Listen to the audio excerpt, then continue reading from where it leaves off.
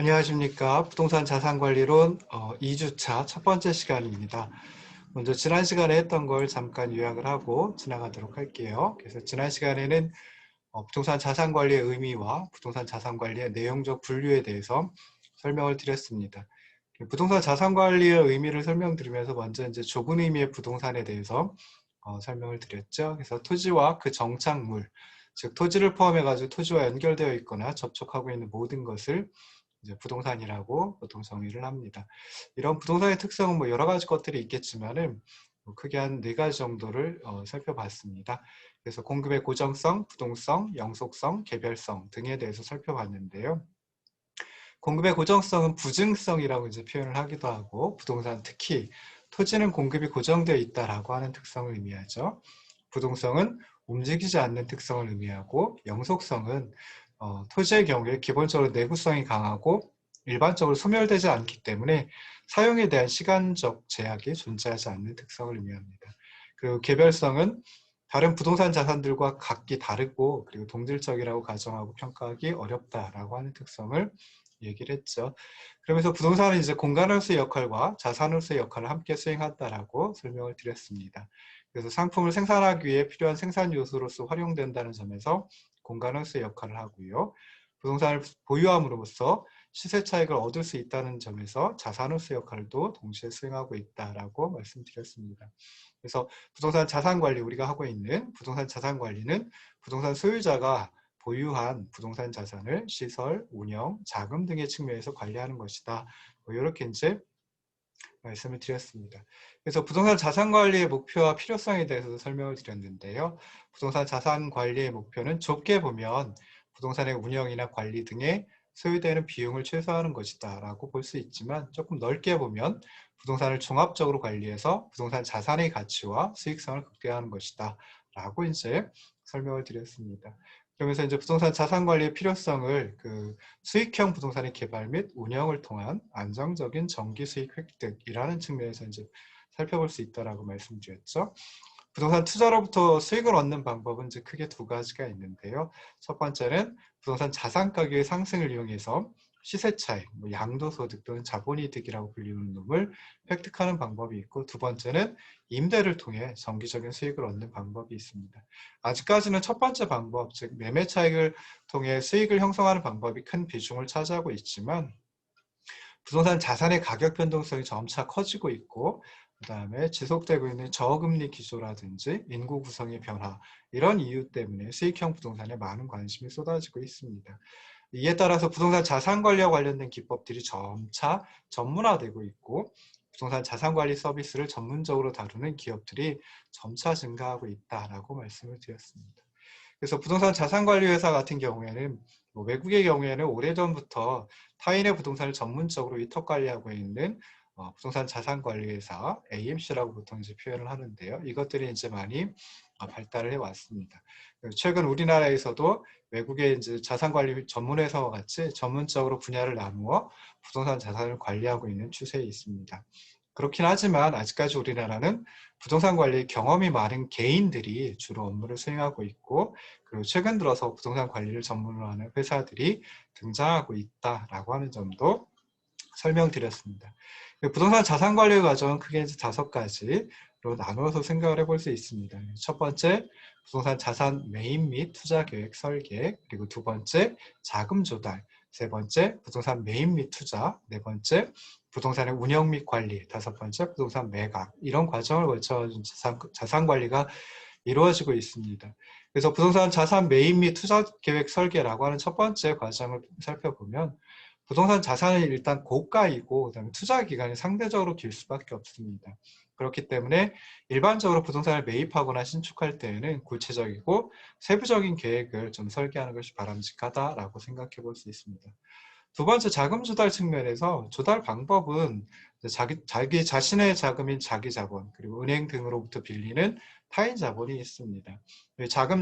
자금 조달에 대한 계획도 이제 철저히 검토하고 수익성을 정밀하게 분석할 필요가 있는 것이죠. 세 번째 단계에서 이제 실제 부동산 매입 및 투자가 이루어집니다. 부동산 자산의 가격이 계획 단계에서 산출된 자산 가치에 비해 고평가되어 있는지 또는 저평가되어 있는지 분석을 하고요. 그리고 매도자와의 협상을 통해서 서로의 이해관계를 원만히 해결할 필요가 있습니다. 그리고 취득세 등의 세금과 소유권에 대한 등기를 잘 처리해야 하는 게 이 세 번째 과정에 있어서 중요한 점이다라고 생각해 볼 수 있죠. 네 번째, 이 부동산의 운영 및 관리, 이게 이제 부동산 자산 관리로 해서 좀 핵심이다라고 생각을 해볼 수 있는데요. 부동산의 매입 및 신축 후에는 임차인도 모집을 해야 되고, 그다음에 또 건물의 유지 보수가 필요합니다. 부동산의 보수 및 관리는 해당 부동산의 자산 가치를 높이고요. 그리고 세입자들을 쉽게 모집해가지고 수익률을 향상시킬 수 있지만, 다른 측면에서 보면, 즉 부동산 자산 관리자의 입장에서 보면 지출로 다 판단될 수밖에 없습니다. 그러다 보니까 이러한 지출을 효과적으로 관리할 필요가 있다. 이렇게 이제 생각을 해볼 수 있습니다. 마지막에 이제 부동산 매각 단계가 부동산 매각이란 과정이 있는데요. 재무 현황이라든지 수익성 분석 등을 통해 임대와 매각 중에 수익성이 더 높은 선택을 해야 하겠죠. 그래서 이때 부동산 자산을 처분하기 위한 사업성 평가 또는 뭐 시장 상황의 평가, 그리고 그 밖에도 이제 매각 시 발생하는 행정 절차라든지 납세 과정까지 검토를 해야 할 필요가 있다라고 이제 생각해 볼 수 있습니다. 자, 그럼 이제 이렇게 좀 뭐 중요해지고 있는 부동산 자산 관리를 그 관리의 내용에 따라 가지고 분류하면 시설 관리, 재산 관리, 자산 관리 이 세 가지로 분류할 수 있다라고 말씀을 드렸죠. 그래서 시설 관리는 퍼실리티 매니지먼트, 앞자를 따가지고 FM이라고 이제 보통 부릅니다. 그래서 시설 관리 정의를 살펴보면 부동산 시설물의 기술적, 기능적 문제를 해결하여 운영 효율과 생산성을 향상시키고 운영비를 절감시킬 수 있는 서비스를 제공하는 부동산의 기술적, 보전적 활동이다라고 생각해 볼 수 있습니다. 이러한 시설 관리는 관리 공간의 환경을 쾌적하고 편리하게 사용할 수 있도록 각종 시설을 운영하고 유지한다는 점에서 부동산 자산 관리의 가장 기본적이고 기술적인 단계 관리 활동이다라고 하는 의미를 가지고 있고요. 그러다 보니까 시설의 사용자 또는 건물의 소유자의 요구에 부응하는 정도의 좀 소극적인 의미의 관리 활동이다라고 그 의미를 찾아볼 수 있습니다. 뭐 건물의 설비 운영이라든지 예방적 차원의 시설물의 유지 보수, 에너지 관리, 보안 관리 등의 내용을 주된 내용으로 하고 있고요. 그러다 보니까 기술적 측면을 중시하는 경향이 있습니다. 이러한 시설 관리는 재산 관리 또는 부동산 관리 뒤에 설명하는 이런 재산 관리와 차이점을 가지고 있는데요. 어떤 면이냐면은 부동산 사용자와 관련된 활동을 중점적으로 취급하는 것이 시설 관리이고, 그러다 보니까 자산의 가치에 대해서는 직접 관여하지 않는다라고 하는 점이 있습니다. 재산 관리, 부동산 관리에서는 자산의 가치에 대해 직접 관여한다라고 생각을 하시면 되겠죠. 자, 두 번째 부동산 자산 관리의 내용적 분류를 보면 재산 관리라고 하는 게 있습니다. 재산 관리는 영어로 이제 property management, 앞자 따가지고 보통 PM이라고 얘기를 하고요. 부동산 관리라고 또 부르기도 합니다. 그래서 재산 관리는 그 부동산의 임대차, 수익, 공실, 시설물 관리 등의 업무를 수행하여 소유자 및 입주자에게 최고의 수익성 그리고 최고의 만족을 제공하는 부동산의 공간적이고 수익적인 활동이다라고 정의를 할 수가 있습니다. 이러한 재산관리는 개별 부동산으로부터 산출되는 현금 흐름을 증가시키고 시장 위험을 총괄적으로 통제해서 중장기적으로 해당 자산의 가치를 높이는 부동산 환경과 시장 변화에 대응하는 관리 활동이다라고 살펴볼 수 있고요. 그러다 보니까 시설 관리 FM에다가 경영의 개념을 도입한 관리 활동이라고 하는 의미를 가지고 있습니다. 재산관리는 보유하고 있는 부동산 자산을 증식시키고 관리 효율화를 통해서 자산 가치를 상승시키는 수익적인 측면을 중시한다 라고 하는 점에서 기술적인 측면을 중시하는 시설 관리와 차이를 가지고 있습니다. 그래서 재산관리는 뒤에 설명드린 자산관리와 차이점, 어떤 점에서 볼 수 있냐면 관리적 운영에 초점을 두어서 가치 창출을 도모한다 라고 하는 점에서 이제 좀 차이를 보이고 있다라고 생각을 하시면 좋을 듯 싶습니다. 마지막으로 살펴봤던 게 자산관리였죠. 자산관리는 Asset Management, 약자로 AM이라고 보통 통칭을 합니다. 그래서 자산관리는 부동산 자산을 포트폴리오의 관점에서 파악해가지고 경영, 투자, 매입과 매각, 운영 등의 계획 수립, 그리고 의사결정을 추진해서 부동산 자산의 최대 가치 창출을 실현하는 투자적이고 재무적인 관리 활동이다 라고 정의할 수 있습니다. 자산관리는 이제 부동산 경기라든지 시장의 현황, 뭐 향후 전망 뭐 이런 것들을 분석해서 최적의 투자 전략을 찾아보고요. 포트폴리오 설계를 통해서 대상 부동산의 최유효 이용 그리고 최대의 자산 가치를 얻기 위한 전문적이고 종합적인 관리 활동이라고 하는 의미를 가지고 있습니다. 그러다 보니까 부동산 투자의 전체 과정에서 포트폴리오 관점으로 전략적 의사결정 시스템을 통해 부동산 자산의 가치를 보전하고 증식해서 투자 수익을 극대화시키기 위한 측면을 중시하는 그런 경향을 보이고 있다라고 생각을 하시면 좋을 듯 싶습니다. 그래서 이번 2주차에서 1주차에서는 이제 이런 부분을 설명을 드렸고요. 2주차에서는 이제 부동산 자산 관리의 개요 중에서 부동산 자산 관리 운영 방식 그리고 운영 체계 및 인적 구성 그리고 중요한 게 또 임대료니까 임대료 산정 방식 뭐 이런 것들을 살펴보고 조금 더 나아가가지고 이제 운영 현황과 제도 중에 우리나라 부동산 자산 관리의 운영 현황에 대해서 살펴보도록 하겠습니다. 자, 첫 번째 주차와 마찬가지로 이제 강의안을 띄워놓고 설명을 드리도록 할게요. 그래서 첫 번째 강의안 올려놨고요. 첫 번째 강의안에 구쪽을 보시면 될 듯 싶습니다. 그래서 부동산 자산 관리의 운영 방식은 크게 세 가지로 나누어 볼 수 있습니다. 첫 번째가 직접 관리, 두 번째 위탁 관리, 세 번째 혼합 관리 방식이 있습니다. 먼저 직접 관리는 이제 자가 관리 또는 자영 관리라고 이제 표현을 하기도 하고요. 부동산 자산 소유자가 해당 부동산을 직접 관리하는 운영 방식이다. 그래서 가장 오래되고 전통적인 운영 방식이다라고 이제 생각을 해볼 수 있습니다. 그래서 직접 관리의 장점은 관리 업무에 대해서 이제 강한 통제력을 가질 수 있다라고 하는 점. 그리고 두 번째, 관리 비용을 절감할 수 있다. 세 번째, 기밀 보안 유지가 철저하다.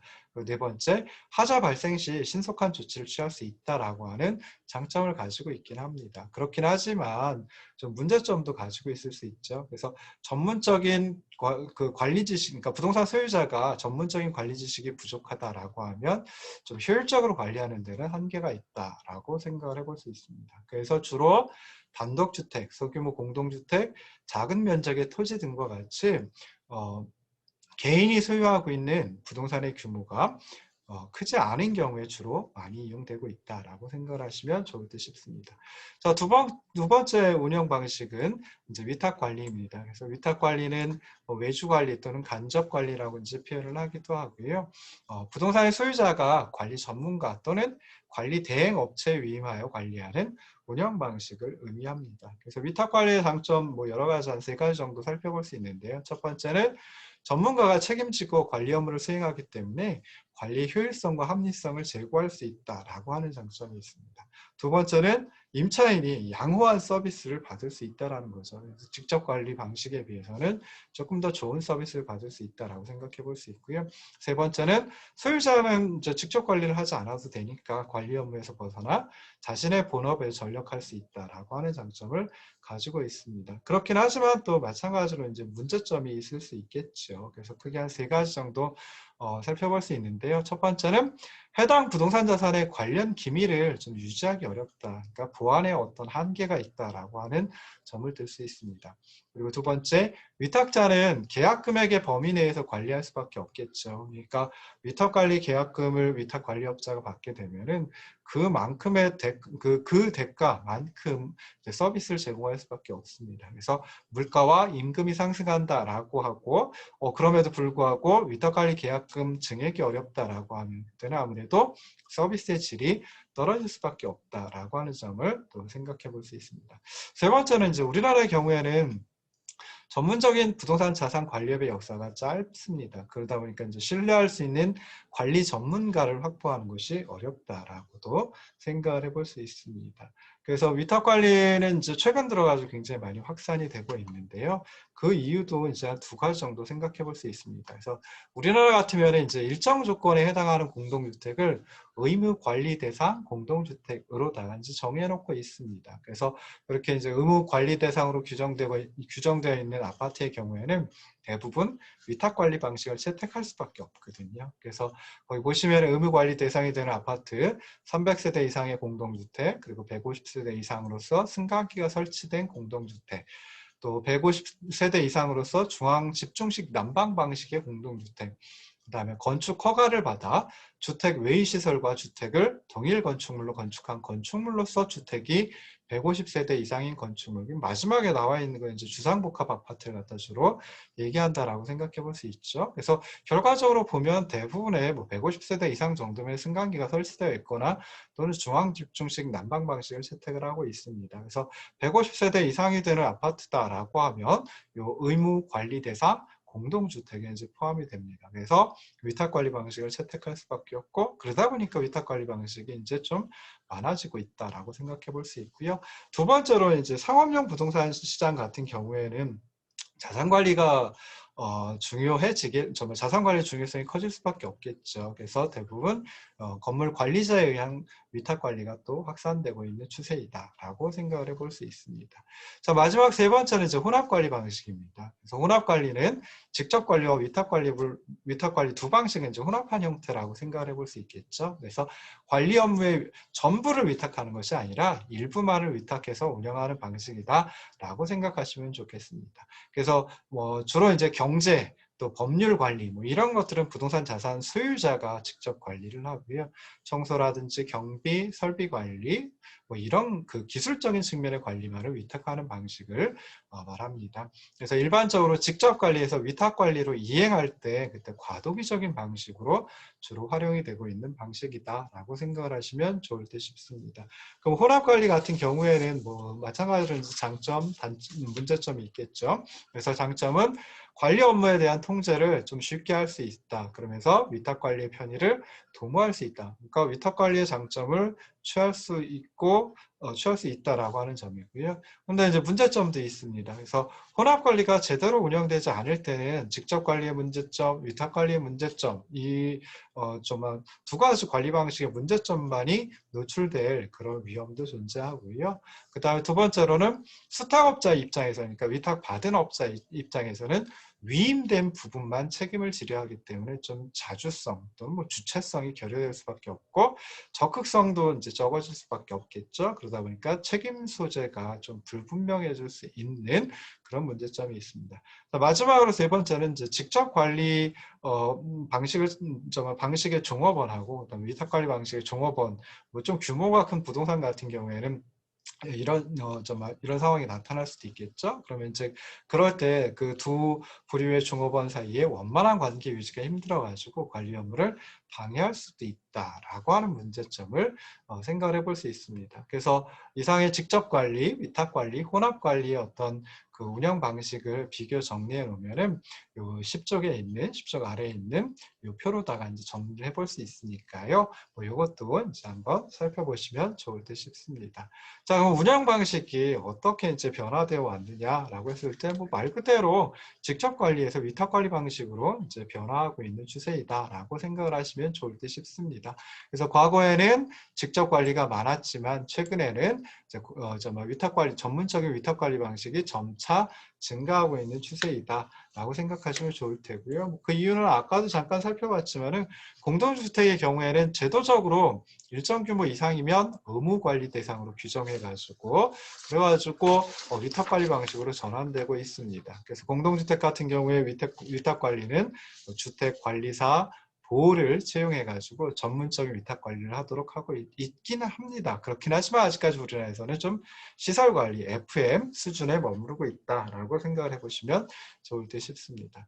그다음에 상업용 두 번째 이제 좀 이렇게 운영 방식이 변화되고 있는 뭐 이유, 뭐 두 번째 생각해보면 상업용 부동산 가지고 생각해볼 수 있겠죠. 그래서 상업용 부동산은 주로 이제 1997년 IMF 구제금융 위기 이후에 외국계 자산운용사 또는 자산관리회사, AMC, AM 코퍼레이션 뭐 이렇게 약자겠죠. 그래서 AMC가 국내 부동산 시장에 이제 진입을 했습니다. 그래서 그 전까지는 좀 뭐라 그럴까요? 그런 시장 개방이 이루어지지 않았는데 97년 IMF 구제금융 위기에는 거의 모든 시장에서 이제 시장 개방이 이루어졌습니다. 그러다 보니까 외국계 AMC가 국내 부동산에 집중적으로 투자하면서 부동산 자산을 체계적으로 관리할 수 있는 부동산 관리회사 PMC도 함께 진출하는 그런 경우가 이제 많아졌습니다. 그래서 그 전에는 기업 부동산의 경우라고 하더라도 기업 자체의 부동산 관리 전담 조직에 의해서 관리가 이루어졌었고요.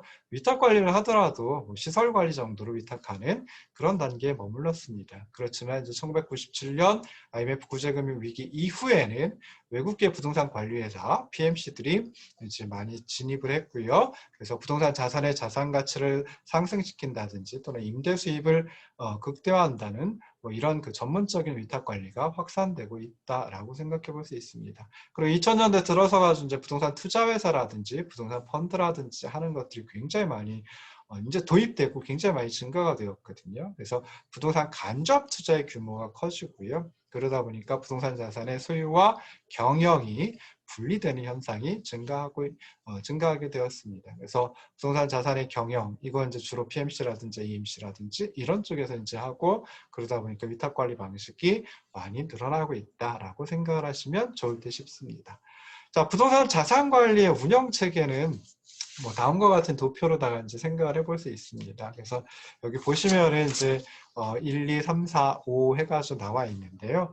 뭐 사실은 조금 번호를 제가 잘못 딴 것 같기도 합니다. 그래서 일단은 부동산 자산 소유 주체가 있겠죠. 뭐 소유자라든지 또는 소유자가 이제 AMC가 되는 경우도 있을 수 있습니다. 투자자들을 모아가지고 이제 뭐 부동산을 매입한다든지 뭐 할 수도 있겠죠. 신축한다든지 할 수도 있겠죠. 그래서 그럴 때는 이제 AMC가 소유 주체가 되기도 합니다. 두 번째 주체는 부동산 자산 운영 주체, 그래서 PMC, PM을 전문적으로 하는 그런 업체가 되겠죠. 그리고 세 번째는 오른쪽 밑에 보시면 시설관리 주체 해가지고 FMC, FM 코퍼레이션이 있고요. 그 다음에 네 번째 보시면 또 중요한 주체가 부동산 자산을 사용하는 주체죠. 사용하는 주체는 주로 임차인이 이제 사용을 하게 됩니다. 그리고 이제 현장 관리 조직 뭐 이렇게 되어 있습니다. 그래서 부동산 자산 관리 운영 체계의 가장 보편적인 형태는 부동산 자산의 소유자 또는 자산 관리 회사 AMC가 부동산 자산의 운영 주체인 부동산 관리 회사 PMC에게 계약을 통하여 운영 관리 권한을 전반적으로 위탁하고요. 뭐 임대 관리라든지 뭐 임대 관리는 리징 매니지먼트 합쳤다가 LM이라고 또 보통 표현을 하기도 하거든요. 그래서 임대 관리 업무와 그다음에 시설 관리 업무, FM 업무 이걸 갖다 일괄적으로 위탁하는 또는 위임하는, 그래서 일괄 처리하는 형태를 이제 주로 보여주고 있습니다. 그래서 여기서 표에서 보시면 1번 주체 부동산 자산 소유 주체와 부동산 자산 운영 주체가 이제 계약을 통해 가지고 운영 관리 권한을 위탁한다라고 생각을 해볼 수 있고요. 그 다음에 이제 부동산 자산 운영 주체와 부동산 자산의 운영 주체인 부동산 관리회사 PMC가 시설 관리 주체 FMC, 부동산 시설 관리 회사겠죠. 그래서 시설 관리 주체에게 시설 관리 용역, 용역 계약을 통해 가지고 또 계약을 체결해 가지고 관련 서비스를 제공받는 대가로 또 수수료를 지급하는 뭐 이렇게 이제 이루어지고 있습니다. 그래서 물론 이제 부동산 자산 소유 주체, 소유자나 AMC가 시설 관리 주체 FMC와 직접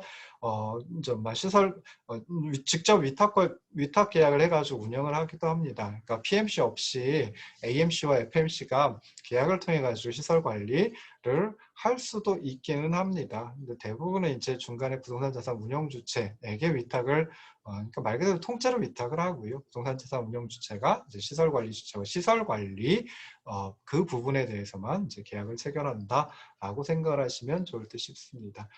그 다음에 이제 왼쪽 밑에 있는 부동산 자산 사용 주체 같은 경우에 임차인이죠. 임차인 같은 경우에는 이제 소유 주체인 소유자 AMC 또는 운영 주체인 PMC와 임대차 계약을 체결을 합니다. 그래서 임차권을 허용받고요. 그리고 그 대가로 임대료와 관리비를 납부하는 뭐 그런 형태를 이제 주로 취하게 됩니다. 그리고 부동산 자산 운영 주체 PMC와 그리고 시설 관리 주체 FMC 같은 경우에는 좀 관리를 효율적으로 하기 위해서 현장 관리 조직을 운영을 할 수도 있습니다. 고용을 할 수도 있습니다. 그래서 여기 보시면 그림에서 보시면 부동산 자산 소유 주체와 부동산 자산 운영 주체는 이제 계약을 통해 가지고 PM 권한을 운영관리 권한을 갖다 위임을 하고요. 뭐 그 대가로 이제 그 PM 비용을 갖다 이제 지급을 하겠죠. 그러면 이제 부동산 자산 운영 주체는 운영관리 서비스, PM 서비스를 갖다 제공을 하고요. 그리고 PM 현황에 대해서 정기적으로 이제 보고를 부동산 자산 소유 주체에게 해야 합니다.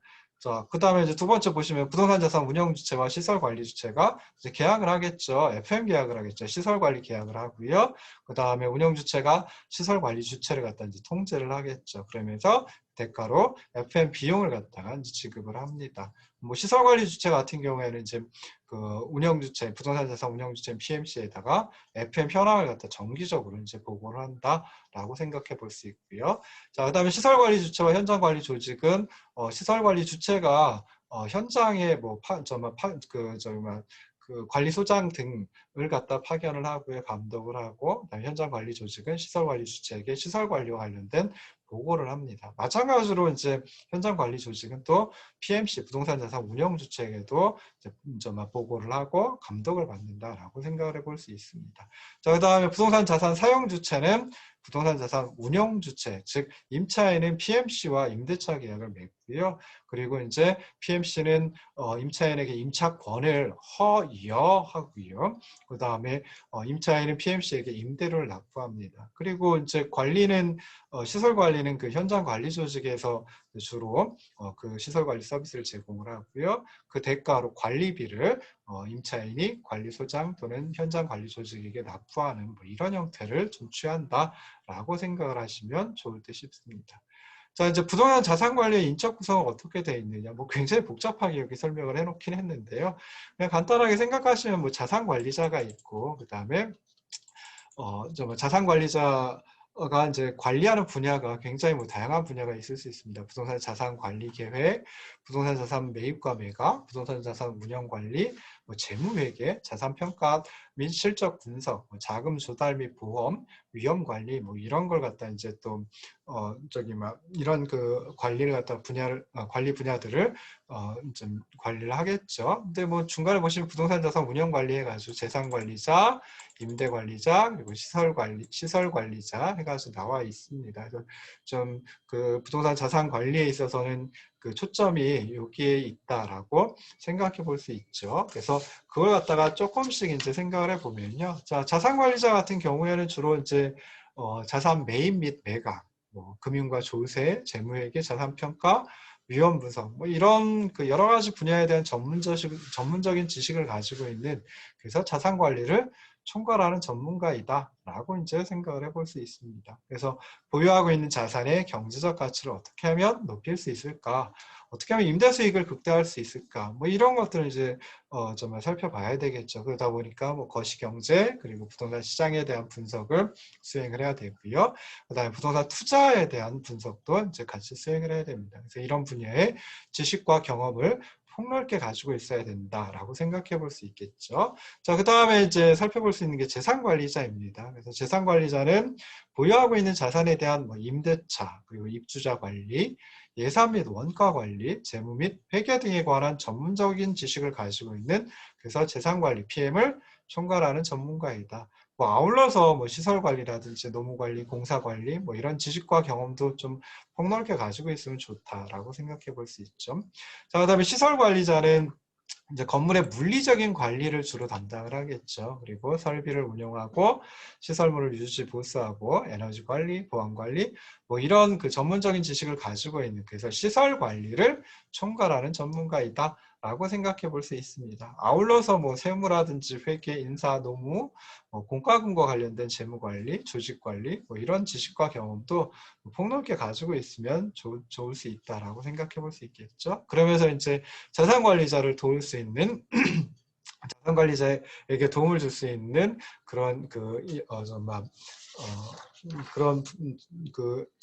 인력이 바로 이제 자산관리 컨설턴트라든지요, 아니면 포트폴리오 분석가, 그리고 종합자산관리사, 뭐 위험관리자, 뭐 이런 관리자들을 생각을 해볼 수 있습니다. 그래서 뭐 이런 것들은 그냥 간단하게 생각을 하시고 지나가 보면 좋을 듯이고요. 그래서 주로 이제 자산관리자, 재산관리자, 그 다음에 시설관리자 뭐 이렇게 해가지고 이제 한번 생각을 해봤습니다. 자, 잠깐 쉬었다가 임대료 산정서부터 이제 시작을 하도록 하겠습니다. 잠깐만 쉬었다 돌아오도록 할게요.